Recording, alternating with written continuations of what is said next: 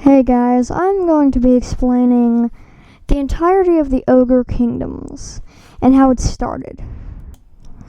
So, it basically started a while ago with these ogres. They lived near Cathay. If you don't know what Cathay is, it's basically China. And they lived near Cathay. And they were pretty peaceful in general. They would live near Cathay in general peace, maybe eating one of the occasional humans. But in general, they would have stayed in Cathay. But then, one day, a giant comet made out of warpstone, pretty much just a magical green stone, hit near the area where the ogres lived, and then caused a ravenous hunger within them, causing them to pretty much crave nothing but flesh, especially human flesh, and the flesh of those that they killed. So there was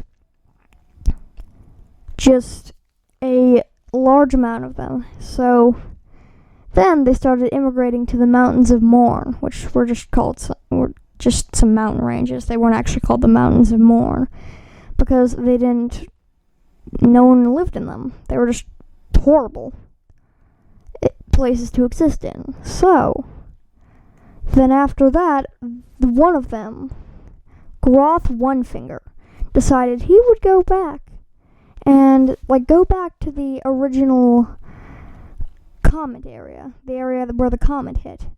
And so they saw a gate. So when he went back there with a small party of ogres, he saw a giant mouth, more like a mouth, basically just that can consume anything. They sat there and had a big, huge feast. Then they went back to the Mountains of Morn.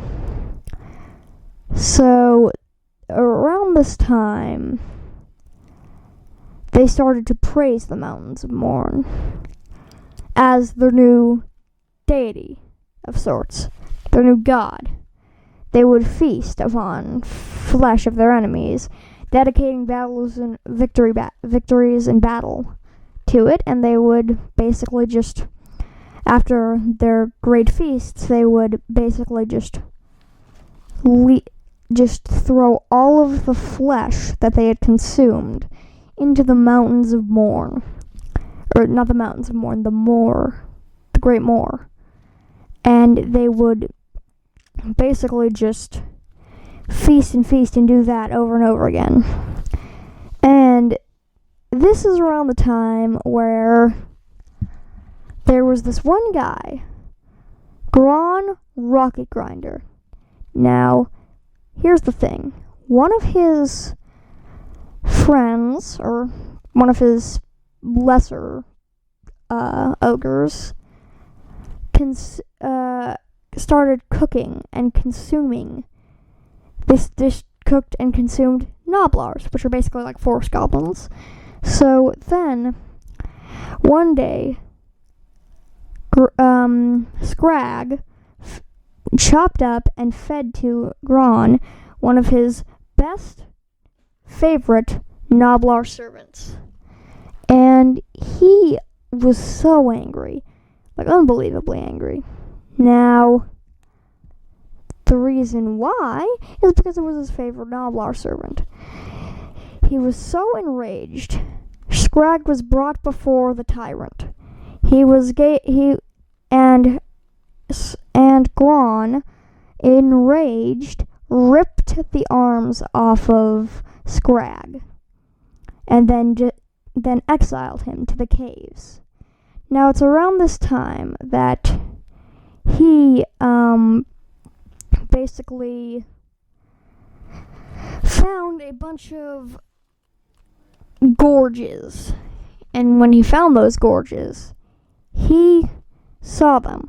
Their alpha of sorts tried to attack him, a giant gorge, and he proceeded to jam his butchering tools into his arm sockets and then fight off him and rip his body to shreds.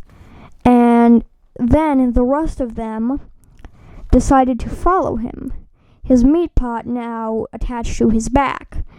He went back in to Gron's kingdom, his palace, his city of sorts, and he went in there and he ripped Gron to shreds, killing him, and killed all of the ogres and consumed them, adding them to his meat pot and his blood and their blood. And then he went out, feeling a victory, feeling that he should go somewhere else, getting a sense in his mind that he needs to immediately go to another area. After a couple of weeks, he went to another area and another area, and it said to this day the gorges still follow him. And he says that he is told by the Moor to go to specific places and attack and kill people like the dwarves, other things, maybe even men. So today he is still doing that. So I'm gonna end the video off on this, bros. If you like the video, that was the story of Skrag the Slaughterer.